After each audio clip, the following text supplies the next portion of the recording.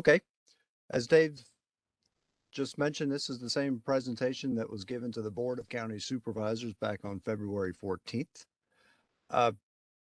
Just to manage expectations, the presentation is about 25 slides, and I can get through it. I can cover the information fairly quickly here.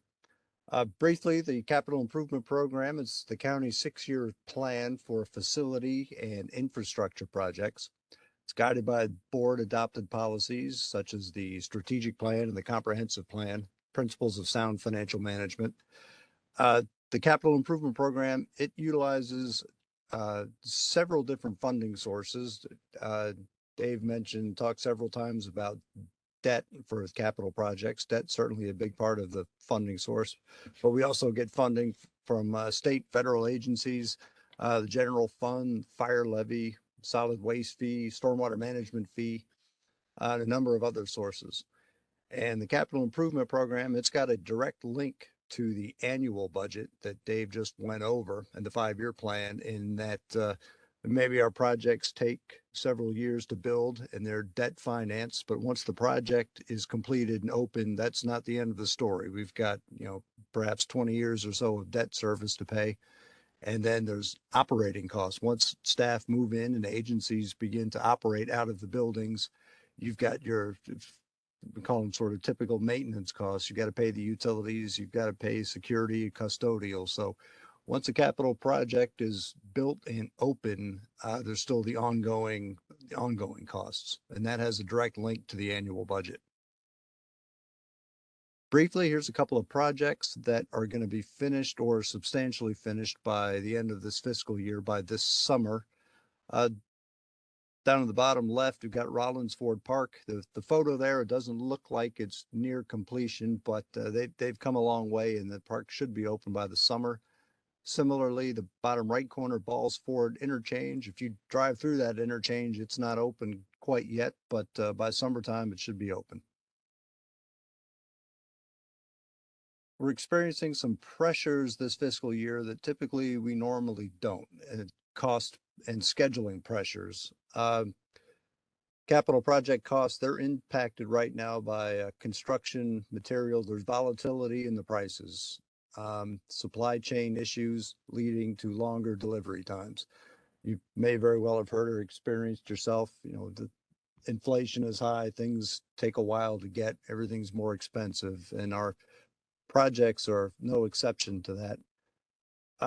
We wanted to put a price increase. We weren't exactly sure how much to increase, and the trend is the projects are going to increase. So our facilities people, through their contacts in the industry, seeing how other project bids are coming in, talking to their compadres out in the industry, they've decided that a 25% increase right now is appropriate, and that would be a 25% increase over the last year's budget.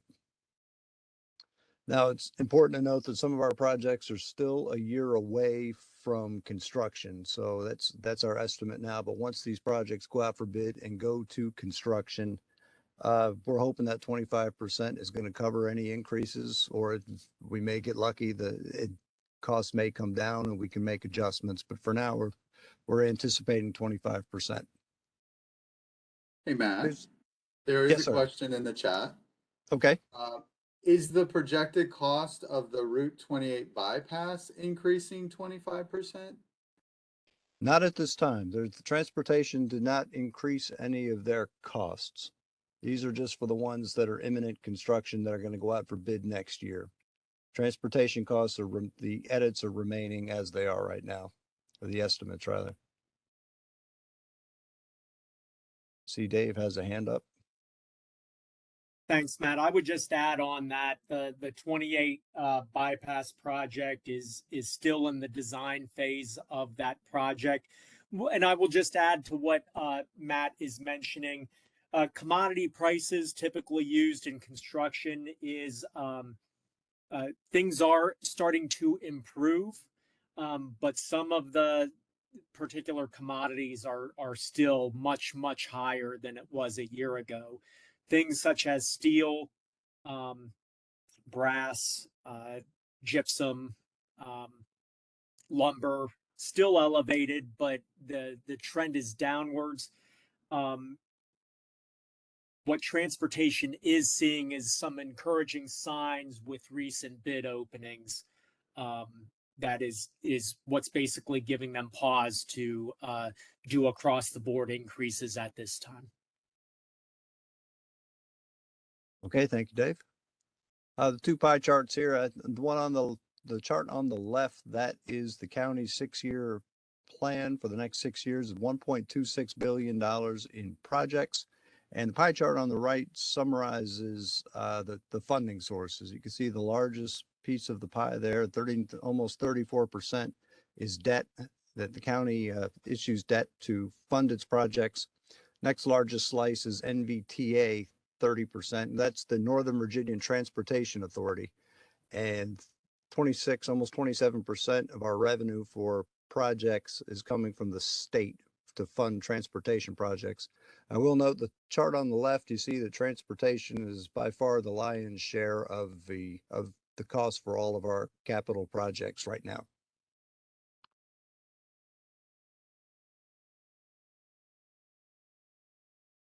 American Rescue Plan Act, the county did receive, it was, I believe, Dave, it was almost $90 million in ARPA federal funding.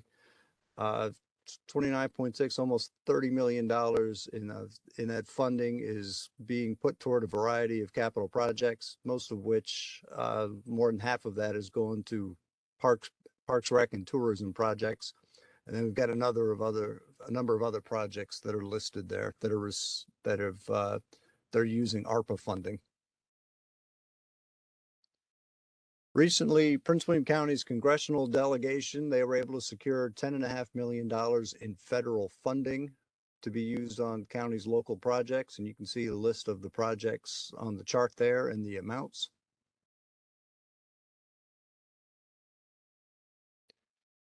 Now getting into the FY24, the new expenditures for community development. Dave talked a bit in his presentation about the landfill and expanding. $7.4 million in FY24 is going to go to landfill caps and landfill liners. Briefly, what that is you've been out to the landfill, you see the large mountains out there. Once those reach their maximum capacity, then they need to be capped per state regulations. And similarly, liners, when we go into and create a new cell at the landfill, they need to be lined appropriately. County watersheds this fiscal year, FY24 proposed $3.2 million.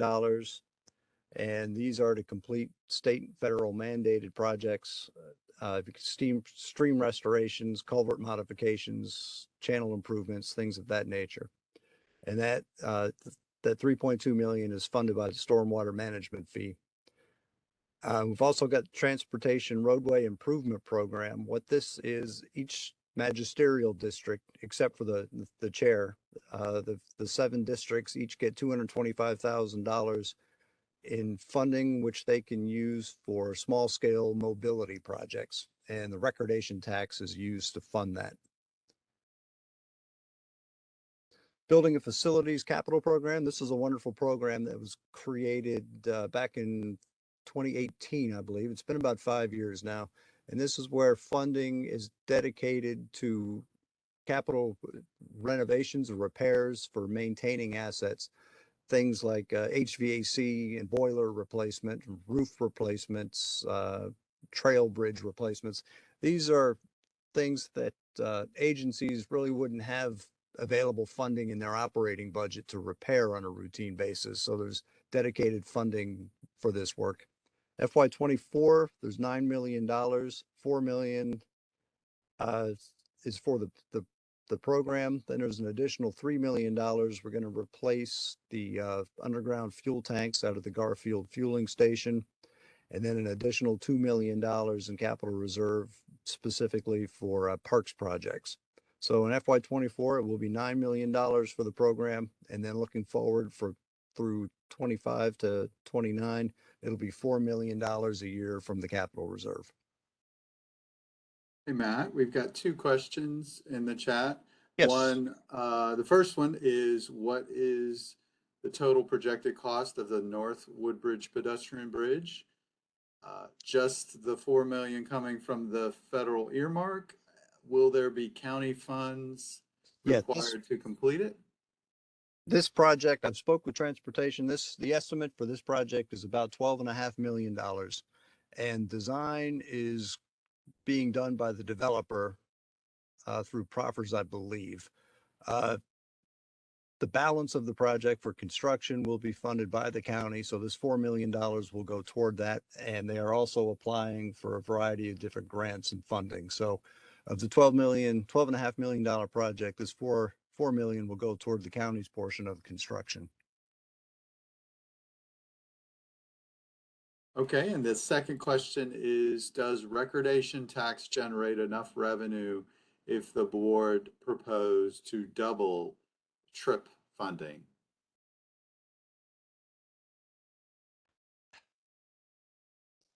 Dave, you want to answer that? Yeah, happy to do so. The answer is no, not through recordation tax revenue. What we are finding, Mr. Grimes, is our recordation tax revenue is declining because a year ago, almost half of that revenue source was coming from mortgage refinancings. As you might imagine, with rising interest rates, refinance activity has plummeted, as has this revenue source. So the good news is the existing TRIP program is sustainable based on our updated forecast for recordation tax revenue. If the board wants to double TRIP, for instance, we will have to identify a different funding source. And I hope that answers your question. Okay, a new program this year, the Fire and Rescue System Station Renovation and Replacement Program. A couple of years ago, the Fire and Rescue Service, Fire and Rescue System, they performed facility condition assessments on 22 stations throughout the county.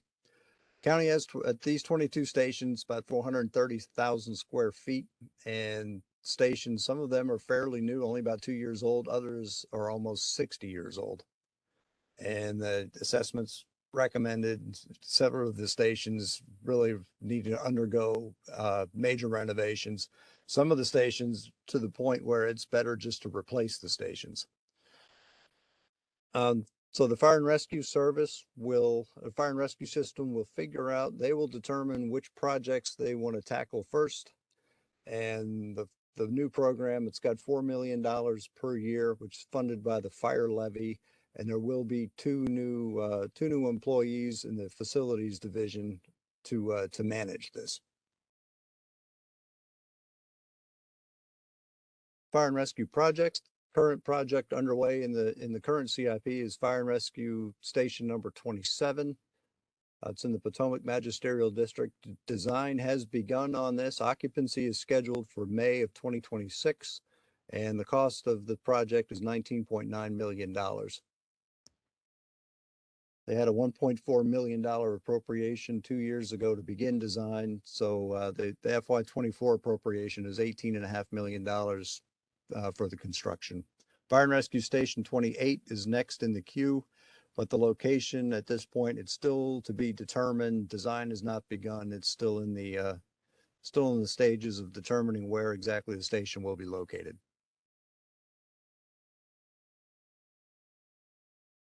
You have a question? Is Okay. Station 24 the one in or near Ashland? Station 24. Oh, yeah, I said 24, but meant 27. Is Station 27 the one in or near Ashland? Sorry about that. Station 27 is near the intersection of 234 and I believe it's Spriggs Road. Is that correct, Dave? I think you know exactly where the station. That is correct. I live right around the corner. Okay. It's basically across the street from across the street and down from the CVS at that intersection. Okay, Very close to Forest Park High School. Very good. Thank you. Next project is the Public Safety Training Center. This is the existing Public Safety Training Center out in Nokesville. We're expanding the center. Land was acquired a couple of years ago, back in 2018, and the master plan was completed in 2019. Projects that are underway, they're going to be completed next. We're going to build some more classroom space and then some support space for the maintenance staff out there. Total project cost is $29.8 million. Design will begin this fiscal year, and occupancy is scheduled for spring of 2026. Got a number of new technology projects, public safety technology projects. First up is public safety communications at schools for $6 million. And this project, it will enhance public safety communications at the county schools. And then also for $2 million in FY24, new call handling equipment at the 911 call center. Juvenile Services Center project. This project will demolish the existing juvenile detention center, and it will construct 2 new facilities, a 41,000 square foot services shelter, and then a 19,000 square foot youth shelter on the same site, same county-owned site. Planning and design will begin this spring. Occupancy is scheduled for December 2026. The interesting aspect of this project is that the county can apply for 50% reimbursement of the project from the state. However, there's currently a moratorium on reimbursements. So it's to be determined. Our legislative group is going to work with the state delegation this coming summer and this fall to see if we can get the reimbursement put into the next state budget. So that is still to be determined what will become of the reimbursement. Crisis Receiving Center. This is a county leased vacant space at the old Gander Mountain facility in Woodbridge. And for behavioral and substance abuse services, we did authorize and begin the lease last July. Adult services, children's services. The building right now is just an open shell of a facility, so there's going to be some outfitting costs and community services. They have currently about $16.6 million to do the renovation and the build out. And it will open in December 2024. Homeless Navigation Center East. This is a 30,000 square foot facility. It's on the existing drop-in center site. Project cost is $26.3 million. Design did begin last month, and construction will begin in February 2025, and it will be open in November 2026. Judicial Center renovation. If you've ever been out to the courthouse in Manassas, it's a well-traveled, well-trafficked building. It's busy Monday through Friday all day. It's about 40 years old. It was courtrooms were added in 2004, so even the new addition is 20 years old now. It's going to undergo renovations that you would typically expect in a 40-year-old building. We're going to replace the elevators, fire alarm, sprinkler system. Going to work on the HVAC system. While we're in there doing renovations, we're going to add a new courtroom. And then we're going to make renovations to the circuit court Commonwealth attorney's space. Total project cost is $22.6 million. It's going to be over 3 years. All funding, that $22.6 million is from the capital reserve. Hey, Matt, we do have a question on the Crisis Receiving Center. Have we budgeted operating costs for the center?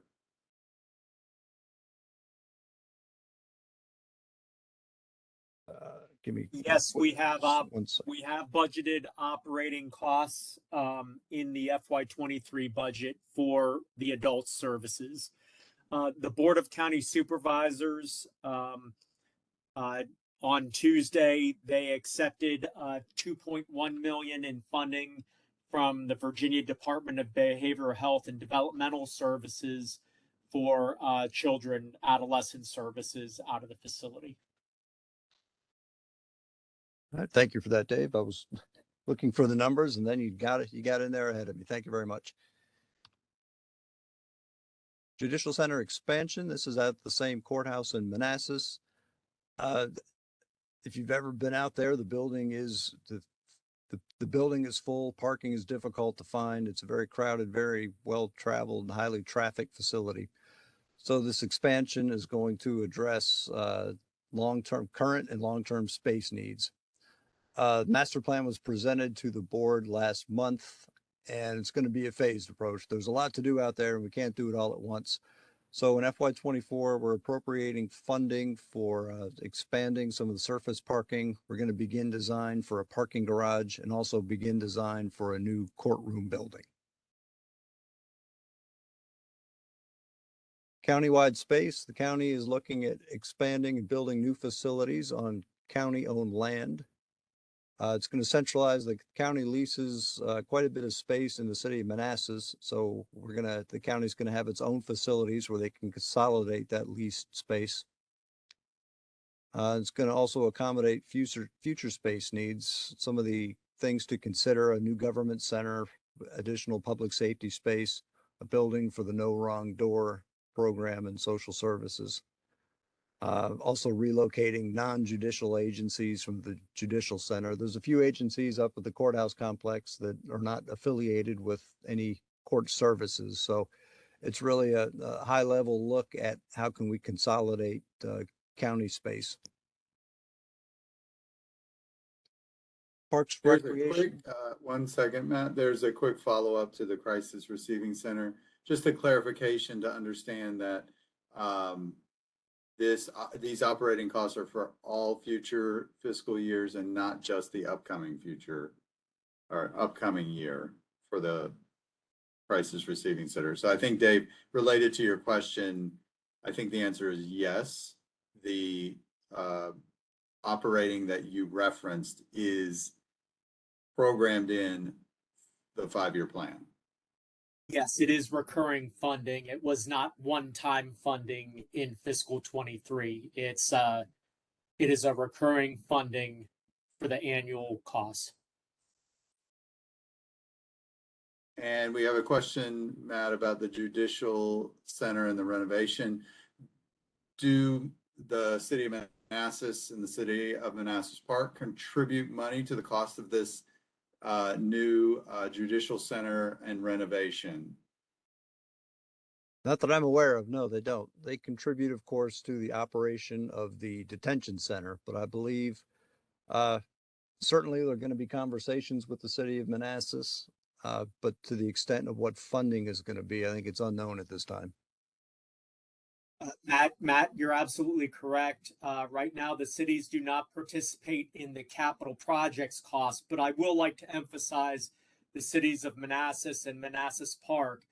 They do contribute through a shared services agreement on the operations of the courts, obviously the sheriff, the adult detention center, the services provided out of this facility.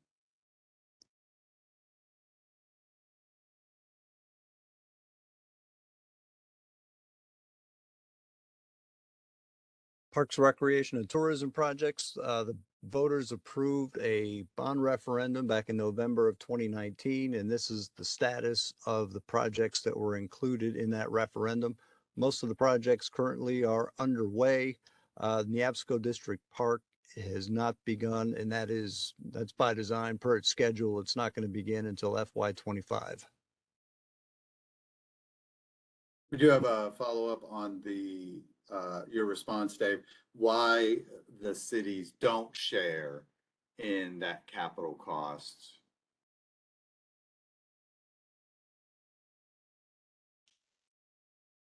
They do share in the capital cost at the adult detention center. We just don't have anything in the current proposed CIP on that endeavor. We will have to investigate on the Judicial Center. I think it's just not written into the current shared services agreement.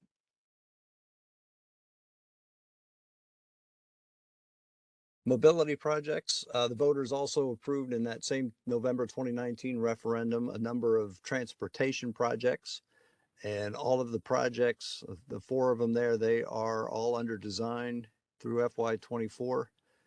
Debt service begins in FY26 and 27 for these projects. Just mentioned debt service. Debt service is going to be a significant issue going forward. The debt service for the mobility projects, it's funded by a number of different funding sources right now. NVTA, that's the state funding, grantor's tax, and transient occupancy tax. And there's the potential for a future commercial and industrial tax, which is an additional tax on commercial and industrial properties that can be used only for transportation. So any revenue from that tax may be used to pay down or pay the debt service for transportation projects. It's important to note that staff is not recommending a commercial and industrial tax in the FY24 budget. This is just for consideration for potential future use as an additional revenue source to fund the debt service for transportation projects. This slide summarizes the use of capital reserve. The current fiscal year, FY23, there's a number of decisions that have already been made by the board that use the capital reserve. The Judicial Center renovation that I mentioned a minute ago, that's being funded $10 million from the capital reserve. The county is considering purchasing the Klein property in Manassas. That is still pending. That hasn't gone to closing yet. And then also the county purchased recently I believe it's about a 3-acre site on Linton Hall Road that's going to be used for a library. Looking ahead in FY24, proposed capital reserve funding will be used for the building and facilities program, $6 million. The Judicial Center renovation, the second year of that 3-year renovation at the courthouse, and then a number of things that really are must do, replacing the underground fuel tanks at the Garfield fueling station, the 911 call handling equipment at the 911 call center, and then the public safety communications project at schools. So the total in capital reserve use in the current fiscal year is $17.3 million. And then looking ahead to FY24 as proposed, it'll be another $20.3 million in capital reserve funding. Just very quickly, I'd like to explain to people what the difference is between the capital project budget versus the operating budget. The capital budget pays for land, design, and construction of a project, whereas the annual operating budget pays for the debt service that we to pay for the funding that we borrowed to build the project, and then ongoing utilities, maintenance costs, and then finally any costs that the program itself, when the program that occupies the building, whatever costs there are for that particular agency to operate out of the building. Here's a summary of the proposed capital appropriations and their funding sources. If you look at the bottom line, it's $123.2 million in budget appropriation in FY24. And many of the projects that I just have been discussing throughout the presentation, you can see the specific amounts that are going to be appropriated in 24, and also what the source of the funding is. And I mentioned at the outset that there's a direct link between the capital improvement program and the 5-year plan, the operating budget. And you can see what that is. Many of these projects, the ones that are in green, we pointed those out separately because those are funded out of the capital reserve. And then the remaining of the projects, you can see how much it costs to fund the debt and also to operate the facilities each year.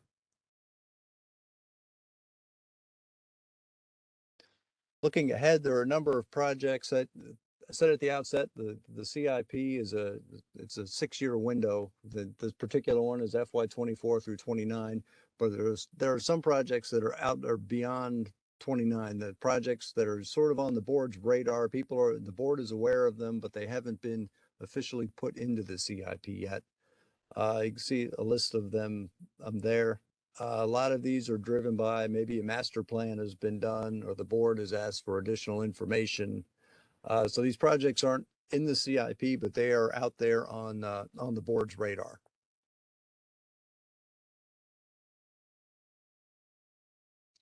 And Do you have a finally, here's the question? budget. Yes.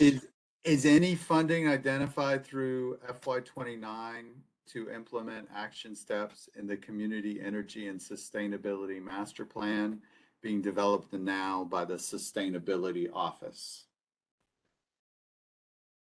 In FY23, there was $1 million in funding put toward the program that will be used for projects once the master plan is developed. But I don't believe there's any funding beyond that at the moment. You are correct, Matt. There is nothing programmed over the next 5 or 6 years. However, once initiatives get identified by the Community Energy and Sustainability Master Plan, we will evaluate those projects for future funding as they are known. And again, finally, it's just the calendar is very similar to what Dave presented earlier for the budget.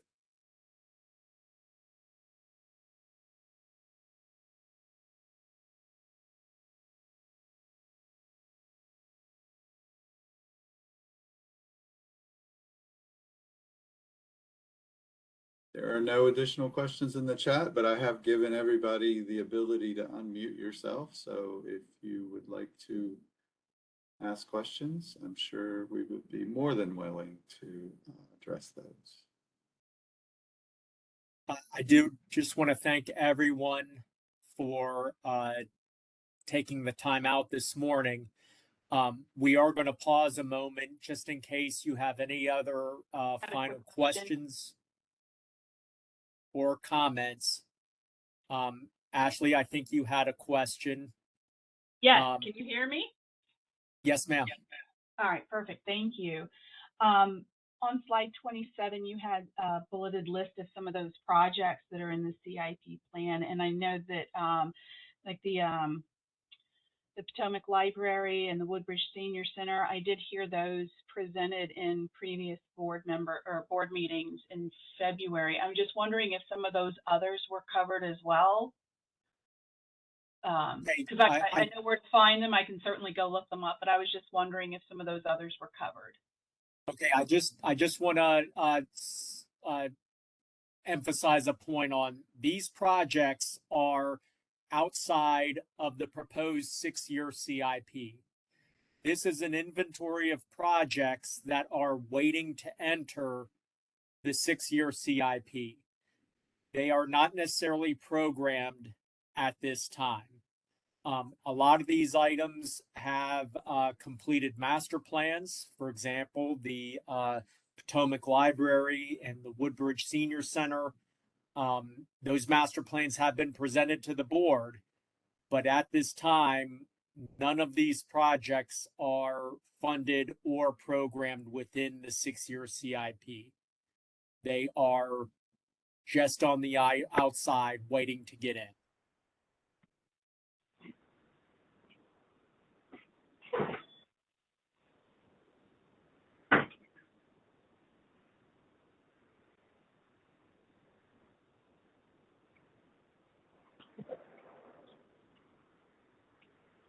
Any other questions? Either you can throw them in the chat or try and unmute yourself. If you can't, let me know. I can try and push some more buttons, see if that works.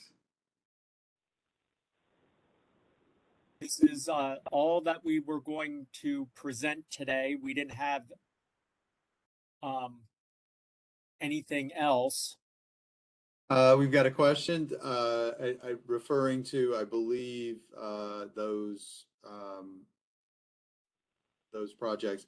Does this mean we won't see those for at least 7 years?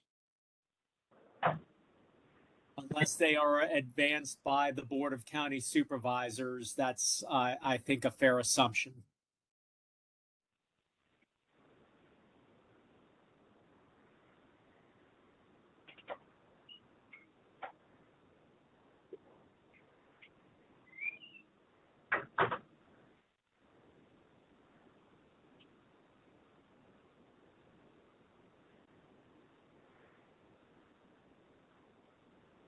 there's any other questions or comments, we're happy to entertain them.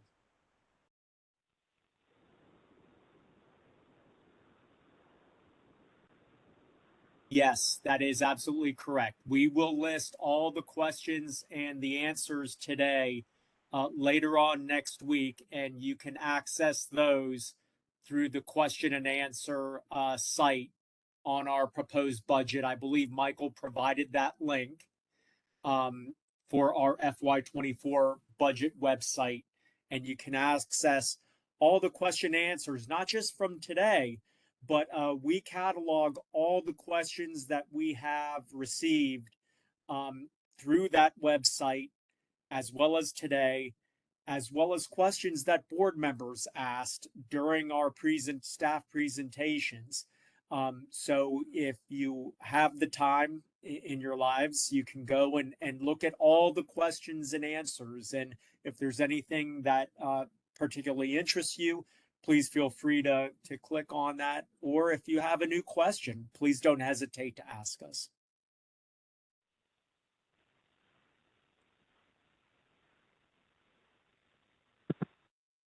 Unless there's anything else, I want everybody to have a wonderful weekend. It looks like it's a lovely day outside. And thank you for attending today. We appreciate it.